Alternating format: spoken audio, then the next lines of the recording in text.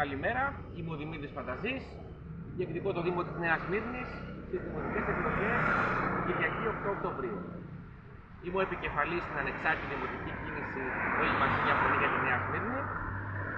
Μια κίνηση που αποτελείται από 40 υποψήφιους δημοτικούς συμβούλους, τους οποίους τολμώ να αποκαλέσω την αφρόκρεμα των πολιτών της πόλης μας, και αυτό θα σας το αποκαλύψει και το βιογραφικό του αγαπητού Χάρη Στεριόπουλου. Χάρη, καλησπέρα. Σε ευχαριστώ που είσαι εδώ μαζί μας. Καλά. Ο Χάρης λοιπόν έχει από τα πιο κορυφαία βιογραφικά στην παράταξη, τα οποία δεν μπορώ να τα προφέρω, τα ξεχνάω, θα κάνω σαρδάμ, γι' αυτό θα τολμήσω να του ζητήσω να πει εκείνος όλα τα επιτεύγματα του μυαλού του. Λοιπόν, εντάξει, ας τα βάλουμε σε μια σειρά και είναι πολύ λίγα, δεν είναι τόσα πολλά. Οι βασικοί άξονες είναι ότι είμαι εκπαιδευτικός στην τριτοβάθμια εκπαίδευση, αλλά και στη δευτεροβάθμια. Το ένα κομμάτι της εκπαίδευσης είναι η επιστήμη, οι νέες τεχνολογίες, τα ηλεκτρονικά και η πληροφορική. Έχω σπουδάσει ηλεκτρονικές και εργάζομαι στο Εθνικό Μετσόβιο Πολυτεχνείο.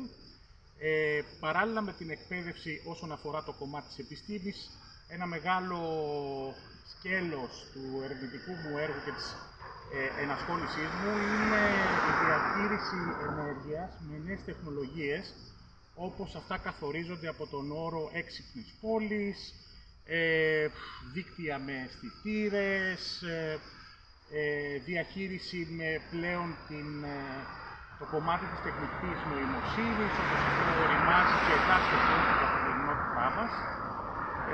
Οπότε όλο αυτό είναι ένα κομμάτι, ας το πούμε έτσι, ερευνητικού ενδιαφέροντος, αλλά με πρακτικές πλέον εφαρμογές στα κτίρια αλλά και στις πόλεις μας, με απότερο βέβαια σκοπό να βελτιώσει την καθημερινότητά μας. Το άλλο μου κομμάτι βέβαια της εκπαίδευσης και οι δεύτερες, ας το πούμε έτσι, παράλληλες σπουδές μου ήταν το κομμάτι της μουσικής και είναι το κομμάτι της μουσικής. Είμαι και καθηγητής σε CO2, διδάσκω τη μουσική, κυρίως φωνητική, χοροδιακή και βυζαντινή μουσική, καθώς και ανώτερα θεωρητικά. Άρα λοιπόν, μιλώντας με την ιδιότητά μου ως εκπαιδευτικός παράλληλα, αυτό που μου ενδιαφέρει πάρα πολύ για όλα τα παιδιά, αλλά κυρίως και για το Δήμο και τη γειτονιά στην οποία έχω μεγαλώσει και εγώ και έχω πάει σχολείο. Δεν είναι και τυχαία η επιλογή του 5ου Λυκείου Νέας Σμύρνης, γιατί ο Χάρης μένει δίπλα. Μένω δίπλα, αν και έχω κάνει τις ηλικιακές μου σπουδές στην εστία Νέας Σμύρνης, στο Τεχνικό Λύκειο. Από εκεί ξεκίνησα, από εκεί είχα μια πρώτη επαφή με την επιστήμη και μετά προχώρησα σε σπουδές πανεπιστημιακές που με οδήγησαν στη θέση που είμαι. Εν πάση περιπτώσει, εκείνο που με ενδιαφέρει πάρα πολύ είναι τα παιδιά μας. Δηλαδή, τα παιδιά τα οποία ένα μεγάλο μέρος της ζωής τους την ζουν μέσα σε τέτοια κτίρια. Όντως.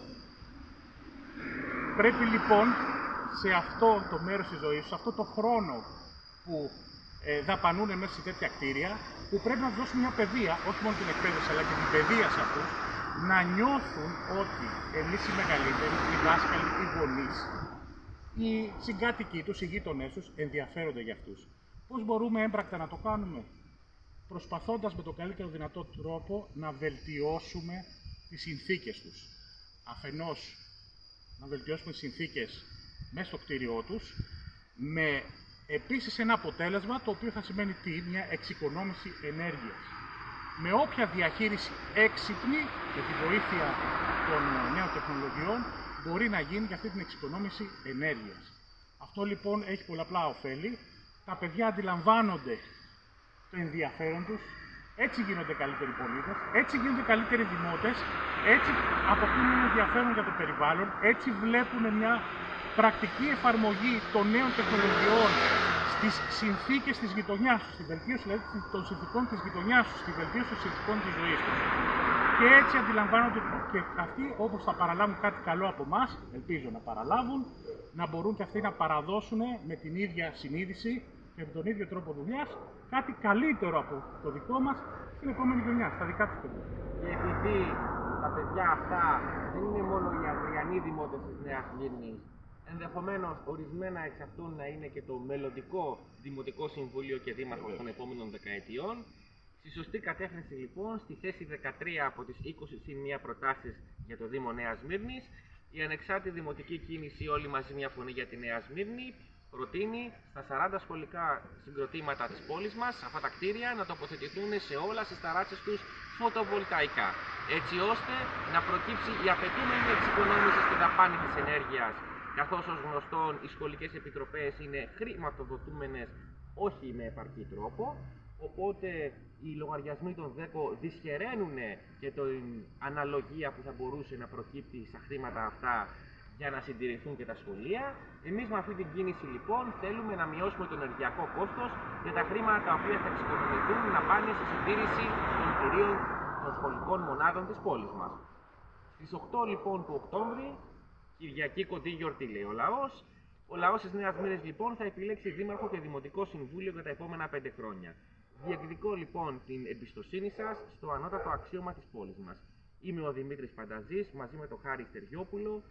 Σας περιμένουμε στην κάλπη 8 Οκτωβρίου. Όλοι μαζί με Πανταζή.